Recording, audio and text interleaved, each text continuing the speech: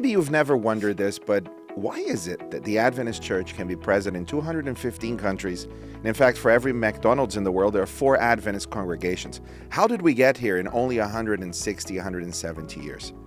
Today, I have Fylvia Kline with me, who is in charge of Vivid Faith, an exciting project that leads volunteers who are Adventists involved in fulfilling a mission of the church with entities that have positions open for those volunteers and workers to serve in. Fylvia, welcome to A&N In Depth. I'm glad to be here.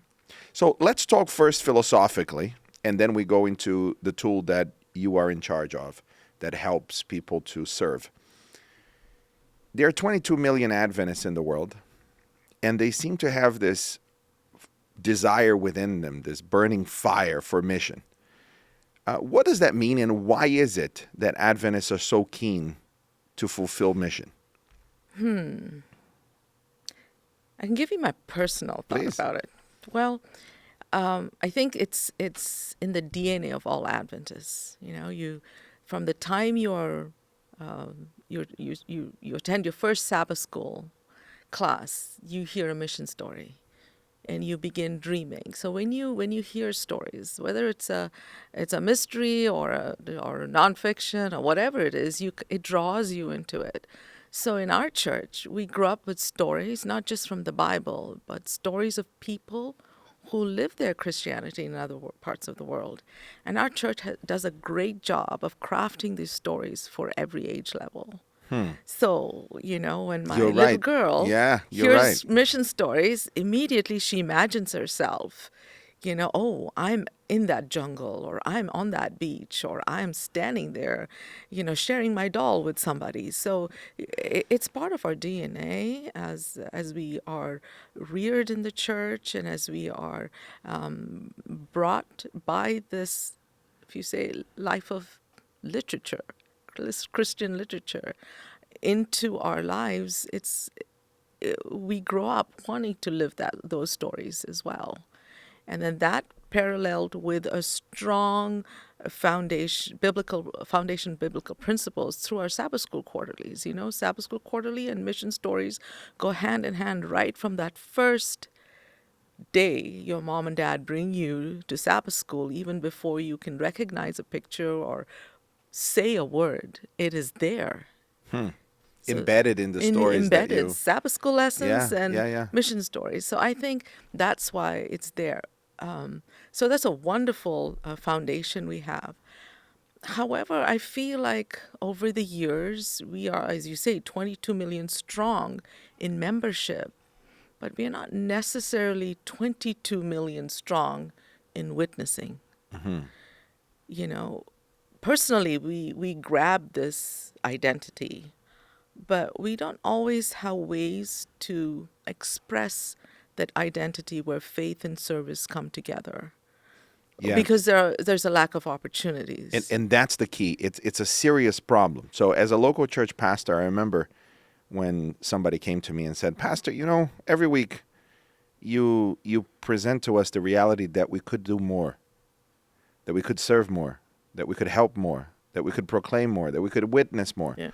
But you don't give us any opportunities to do it." It's like, how do I do it in practice? And I realized that there is, you know, we have 162,000 congregations. At least once or twice a week, we expose members to the reality that they could do more.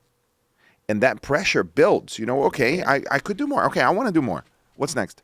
And at a local church level, it's really difficult for, you know, elders, pastors, deacons to create opportunities where people can serve.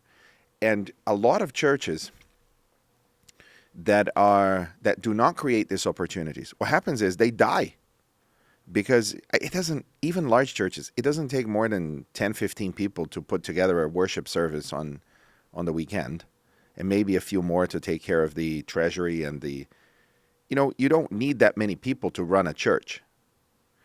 But what do the others do? Are there activities to help those in the community? Okay, there are, fine. In urban areas, we don't know what the community needs. People are locked in their houses and nobody tells us. So this is the conundrum. Churches have more wealth and opportunities to help now than in the history of Christianity. And yet, we don't know what the people living around the church need because they lock themselves up in their homes, and the last place they think to ask for help is a church. How do you see that pressure in a local level? And then we come to the solution that you've been working on. Well, at the local level, I feel like sometimes we have this idea that our role is to help. So the first mistake we do is we assume the need. As you say, we don't know what people need, but we are very good at making assumptions of what those needs are. So I think historically we've always been a church that helped. We have soup kitchens, we have clothing drives, we do give Yes. backpacks to public schools, Toys and yeah, things like that. But the churches that succeed at a really good model of being entities that serve are churches that partner with other entities. They're not trying to do it by themselves. So if you are an Adventist church, if you partner with a local health and human services, for example, in the U.S. we have government departments who have done all the groundwork, who know what the actual needs are. all they need are All the- people to turn up and help. Yes. So you work with them. What are the needs? So partner with government agencies, partner with other churches of other denominations, partner with nonprofits, partner with a local business. Then there is a more of a chance of sustainability. Yeah. Because you're not trying to do it on your own. Right. You're not trying to just work with members who have a full-time job or elders who are trying to take care of their personal lives, their professional lives, and then make time for church. Organizing volunteers Yes, is and hard work. organizing. So when you think big, when you think outside of the traditional way of coming up with a service model, I think there is more success. Absolutely. Great point. Now let's talk about the world. We have noticed as a church over the last 20, 30 years especially that air travel has become very accessible, and people have looked at, a lot of people have gotten a passport and they travel to other places. The world has opened up over the last 30 years, let's say, where travel is no longer prohibitive. And they started to look for mission opportunities, not only around their home, but in their state, in their country, maybe even in a different continent. And the church did not have an easy way for that to happen. We had Adventist Volunteer Service that has sent out 30,000 plus volunteers to different parts of the world. But we needed a better technology and a better way to manage that process in a healthy way, because there are many risks associated with mission. You have somebody that goes to a country that is dangerous. They don't know that it's dangerous. There are risks associated with disease. There are risks associated with violence. There are risks associated with all sorts of things. So there are checks and balances that we need to go through. And when you talk about scaling that up, it's very difficult. So at the beginning, I was part of the Vivid Faith kind of thought process, infrastructure, thinking through how to solve these problems and so on. The project has developed very well since then. How has Vivid Faith helped so far connect missionaries, people who are willing to serve, with entities that need people to serve? Well, it's actually it's turned out to be even better than I ever imagined. Every week we have an average of 100 to 150 new people registering on Vivid Faith. Wow. 2023 has been the first full year of operation, and it's been great. As of today, yesterday, I looked at the figures yesterday, there's 10,646 people registered on Vivid Faith. These are people just this year, and what's amazing is that we have done zero marketing. This is just by word of mouth. This shows that on a philosophical level, you can see what this translates into, how the Holy Spirit is touching people's hearts, saying, be ready to serve, or he's saying, here, I've already called you, go find something. And they said, I will go. I will Sign me up. Sign me up. But the other thing about Vivid Faith, when we created it, that gives it legs to go farther is because we believe philosophically that when God calls you to serve, it's not just to be a volunteer. You are serving by working at the World Church, right?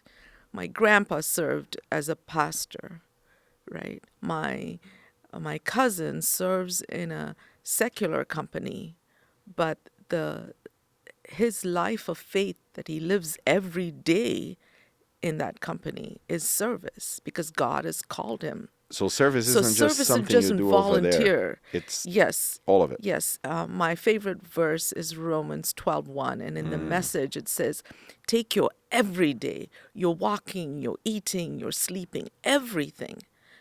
Doesn't say take your 1 year out of college and go serve. It doesn't say take your vacation and serve. It says take your every day.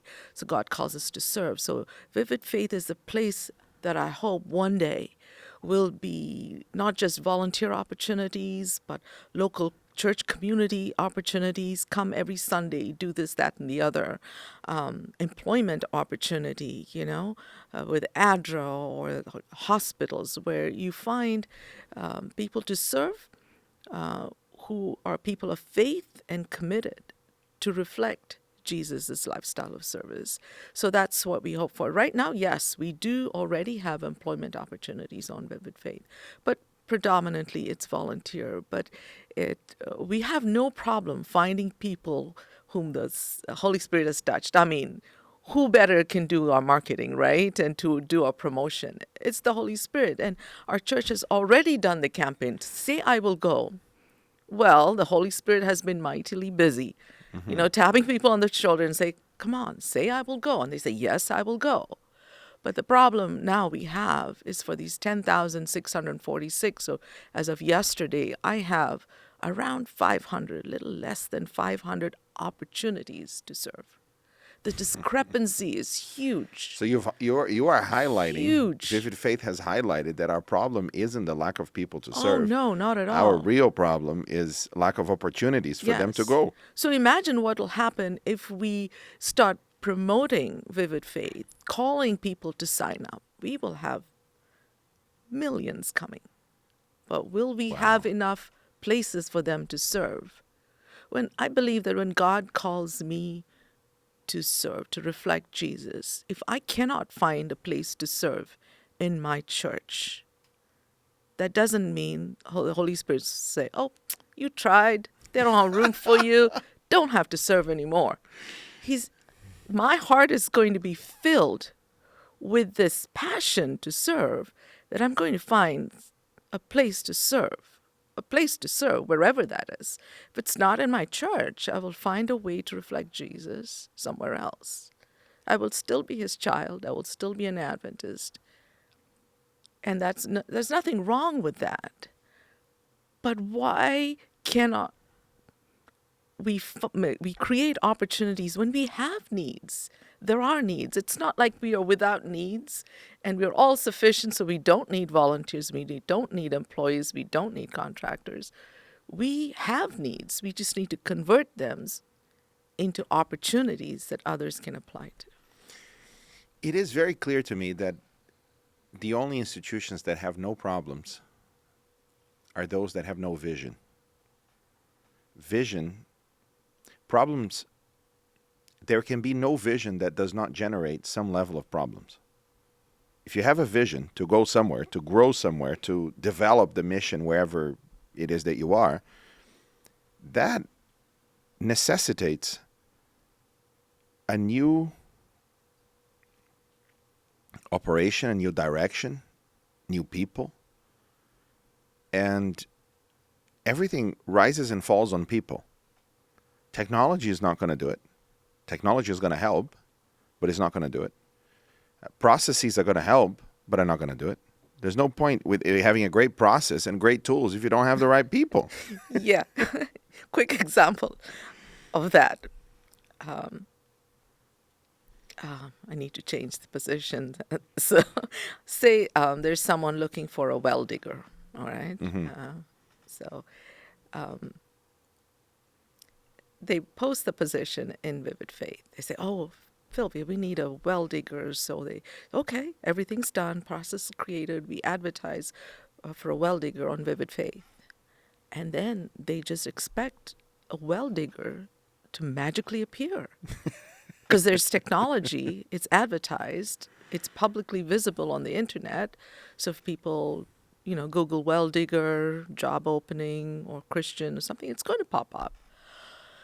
But the organization that needs that well digger, there's some legwork they need to do. Mm-hmm. They need to, maybe there's a well diggers association, advertise it there, do some marketing, spread the word around, take the short link I give them, share it with others, with potential candidates or people who know. But so sometimes, yes, you're right. We have the vision, we have the technology, but in between, we need people to bring them together. Yes. So that's an issue. The other problem or challenge, let's call it a challenge I see, is that people are overwhelmed. So it's not really a problem, it's really a challenge. As you know, Finding help takes more work than just doing it yourself. Yes. So to advertise and to recruit for a well digger, they need to make sure, okay, do I have a place for him to live here? Do I have a job description to advertise? Do I have the structure to interview? Do I have Yeah, somebody that can tell a difference between a good well digger and a great well digger? Yes. So there are all those logistics. So they get overwhelmed. And as you say, they just find a patch, a quick fix to do it themselves. So it's a short-term fix, but that their need is always there, and it's never quite fulfilled.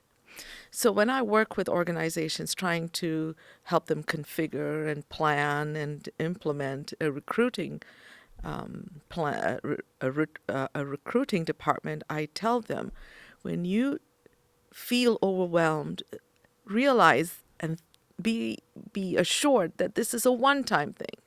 Once you find that department, once you've written that job description, once you've trained somebody to interview, you'll never have a problem with it. It's a well digger or a pilot or a doctor or whoever it is you need. But then you have the other issue where people wear multiple hats in our organizations. And to find that time to invest in the logistical infrastructure, operational plans that they need to put in place is kind of difficult. So as far as I can tell from what you're describing, if an organization wants to, what got them here won't get them there. Let's start there. So if they want to, let's say, maximize their potential for mission, if they want to achieve 10 times more results in 2 years than they did last year, let's say that's the goal. Whatever that organization's goal is, in 2 years they want to achieve 10 times more than what they did this year. They need to step back. They cannot just carry on doing what they're doing because they're going to get the same results. So there is a degree to which you say, okay, let's step back. Let's think of the structure we're going to create to use Vivid Faith as a tool that we will be able to scale to the degree that we need and can afford. How we get volunteers to do what exactly, and part-time workers on contract to do what exactly, and people are going to travel here and live somewhere to do what exactly. So it's that strategic thinking that needs to go into it, and planning. Yep. And that takes time, which means that some things may not get done in the time frame that they are supposed to. So there is okay, we were supposed to achieve this by next month. It's going to take an extra 2 months because it's going to take these few weeks off just to focus on our new infrastructure for how to leverage the tens of thousands of volunteers that will be here, Vivid Faith. I'm sure by the end of next year, as this thing takes off, the exponential curve will kick in. But if Adventist institutions who can call these volunteers do not do that strategic thinking, their growth will always be linear. It will always be, okay, a little bit more, but there will be no explosion. And Vivid Faith can help them explode in whatever mission they find themselves in. is there a way to help them navigate through that complexity? Because it's only you, Fylvia. You know, when you look at the world, I'm concerned that you don't have what it takes enough in this. Do you have help from others? Tell me about the structure at the moment. At the moment, it's me. I'm looking at the structure at the moment. Yeah, but that should not be a hindrance, because the groundwork, the strategic planning that needs to be done for a robust, growing recruitment process, basically all they need is someone to guide them. When I meet with them, my first consultation, I usually meet with them 2 or 3 times. That's enough for them. What they have, what it takes, but as you pointed out, something has to give. They may have to put some things on hold, reprioritize, keeping in mind that if they put this initial work, They will reap 100 to 1 thereafter. So all those things they had to let go to get this done Might get done faster might get once you have faster it. because you've done this. Yep. So the groundwork, I don't do it myself. So, even though it's just me for now, and that this is only the first year of Vivid Faith, we need to be cautious as we add personnel. So it's not an issue at all for the recruiting entity itself. And it's very easy to work with you. I have encouraged my team to do that work. We have about 140 independent contractors that work with us in multiple countries. But the truth is we need about 300. So the opportunity for growth is tremendous in very specific tasks and so on. And I'll give you an example. Daniel Bogdanov is an assistant director of communication for technology especially. And we realized that in order for him to maximize his potential, he needed assistants that will help him with tasks that take time and are really important, but do not demand his ability level. It demands a lower ability level. We can find someone else to do those. In other words, people that can do the work so that he can do his job, which is leadership. Yeah. So he's worked with you on advertising that position, and he's interviewed people. And there's a good book that I want to recommend for this. It's called The One Thing. And the premise of the book is, what is the one thing you need to do next that will render all the others easier or unnecessary? So that's the Vivid Faith concept, right? What is it that an entity can do next that will render other things easier or unnecessary? Well, great people. Let's start there. Bring great people. And now that with this globalized, with the ability to work remotely with independent contractors based on sometimes hours, not even full time, it enables institutions to have hyper-specialized tasks. Because in the past, you get one person full-time and you build a team of people full-time, only 2 people there out of the 7 need to work full-time. The others are just here and there. And then finding them extra work because you're paying them becomes so cumbersome. That's and right. The whole thing can ground to a halt quite easily.